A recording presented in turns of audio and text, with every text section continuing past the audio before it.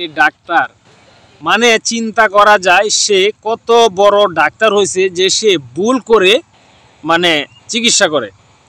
যে চোখে চিকিৎসা করার মানে কথা ছিল সেটা তো করে নাই, উল্টা অন্য চোখে সে চিকিৎসাটা করছে। আচ্ছা বলেন, এখন সে এই মহিলা যদি বা যে ব্যক্তি এই কাজটা করছে, যে ডাক্তার এই কাজটা করছে, এখন যদি ওই ছেলের পরিবারে মানে রুগীর পরিবারের কাছে যদি সরি বলে, তাহলে কি এটা কি মাফ করার যোগ্য?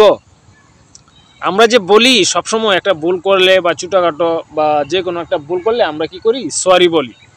এখন কি এই সরি বলাটা কি কোনো মানে হবে এখানে? মানে আপনি কি ক্ষমা করবেন তাকে? মানে সে আসলে মানে কী রকম ডাক্তার? মানে আমার তো এখানে পুরা ডাউট লাগতেছে যে সে কিভাবে সে ডাক্তার হইল। মানে এটা কি পসিবল বলেন আপনারা? এটা কি আদৌ সম্ভব? মানে কি বলবো আসলে, মানে আমার না মাথায় ঢুকতেছে না।